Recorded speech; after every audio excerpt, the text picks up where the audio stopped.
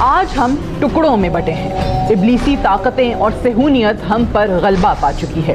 ایک سوچی سمجھی سازش کے تحت نہ صرف ہمیں دنیا کے نقشے پر ٹکڑوں میں تقسیم کیا گیا، بلکہ ہمارے معاشرے میں ایسی پھوٹ ڈالی گئی کہ گزشتہ 1 صدی سے ہم ایک دوسرے کے دست و گریباں ہیں۔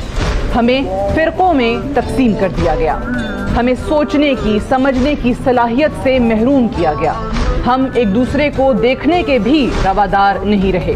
مسلمان کی جان کا دشمن بن گیا۔ فرقوں اور قومیت کی بنیاد پر گزشتہ کئی دہائیوں سے بہت سے اہم ممالک نہ صرف براہ راست جنگیں لڑ چکے ہیں، بلکہ آج بھی ایک دوسرے کے خلاف پراکسی وار کا حصہ ہیں۔ ہم فرقوں کی صورت میں ایک دوسرے کے مد مقابل ہیں۔ مغربی اور صہیونی طاقتیں دور بیٹھی ہماری بے بسی کا تماشا دیکھ رہی ہیں اور ہماری لا علمی پر ہمیں مزاح کا موضوع بھی بنا رہی ہیں۔ آج امت کا تصور ختم ہو چکا ہے۔ مسلم ممالک آپس کے باہمی تعلقات فرقوں کی بنیاد پر طے کر رہے ہیں۔ مشرق وسطیٰ جہاں سے دین محمدی پھیلا تھا، آج انتشار کا شکار ہے۔ اللہ کے بے شمار فضل کے باوجود عرب ممالک اسرائیلی عشیرباد کی خواہش رکھتے ہیں۔ سلطنت عثمانیہ کے زوال کے بعد مسلم امہ کا شیرازہ مکمل طور پر بکھر گیا۔ 1 صدی گزرنے کے بعد ہم مزید ٹوٹ پھوٹ کا شکار ہیں۔ مسلمان جن کی ساری آبرو اتحاد تھی، ایسے پارا پارا ہوئی کہ اصل مسلمان کی پہچان مشکل ہو گئی۔ ہم بھول گئے کہ ہماری فلاح دین محمدی اور اللہ کی کتاب میں ہے۔ ہم اللہ کی کتاب میں اپنی فلاح ڈھونڈنے کے بجائے دنیاوی سہارے تلاش کرنے لگے۔ قرآن مجید میں اللہ تعالیٰ نے اپنے ماننے والوں کو حکم دیا ہے کہ اللہ کی رسی کو مضبوطی سے تھام لو اور پارا پارا نہ ہونا۔ ایک اللہ، ایک رسول اور ایک کتاب کے ماننے والوں کی فرقہ بندیوں کی کہانی بہت افسوسناک ہے۔ آج دنیا میں مسلمان تقریباً 2 ارب ہونے کے باوجود کوئی حیثیت نہیں رکھتے۔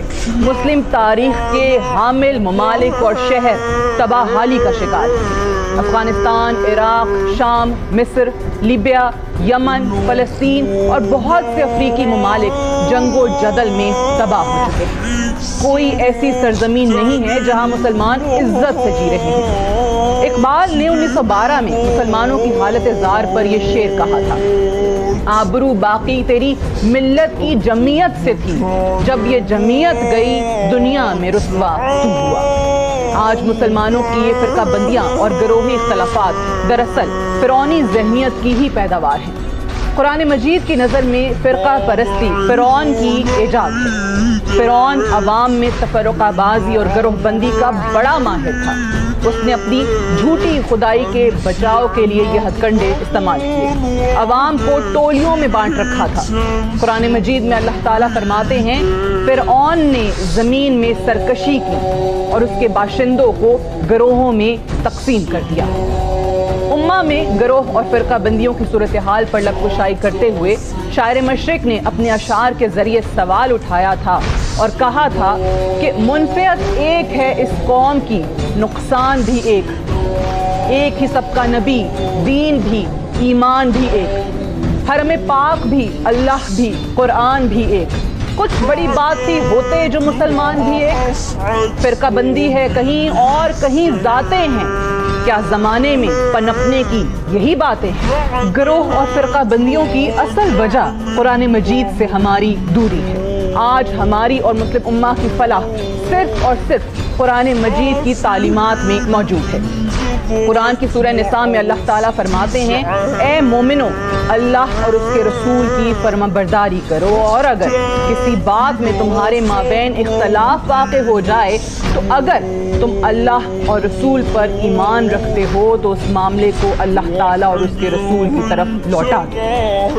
برطانوی راج کے دوران شیخ الہند مولانا محمود الحسن جب 1916 سے 1920 کے دوران 4 سال مالٹا میں پابند سلاسل رہنے کے کے بعد واپس آئے تو ایک روز عشاء کی نماز کے بعد علماء کے مجمع سے بات کرتے ہوئے فرمایا کہ ہم نے مالٹا کی زندگی سے 2 سبق سیکھے ہیں۔ یہ الفاظ سن کر سارا مجمع ہمتن گوش ہو گیا۔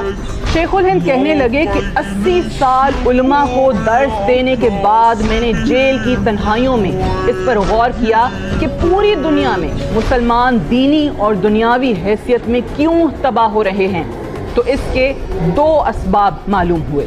ایک ان کا قرآن کو چھوڑ دینا اور دوسرا آپس کے اختلافات اور خانہ جنگ۔ اس لیے میں وہیں سے یہ عزم لے کر آیا ہوں کہ اپنی باقی زندگی اس کام میں صرف کروں کہ قرآن کریم کو لفظاً اور مانن عام کیا جائے۔ آج سے 104 برس قبل شیخ الہند نے بہت مختصر انداز میں امہ کے زوال کی وجہ کی طرف اشارہ کر دیا تھا۔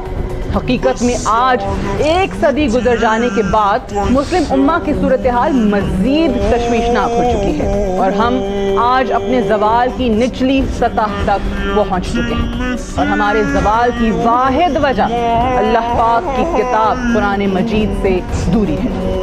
اگر کوئی یہ سوچتا ہے کہ اللہ کی کتاب اور رسول پاک کی تعلیمات سے دوری کی صورت میں اس کی فلاح ممکن ہے تو وہ صرف تباہی اور بدحالی کی طرف بڑھے گا۔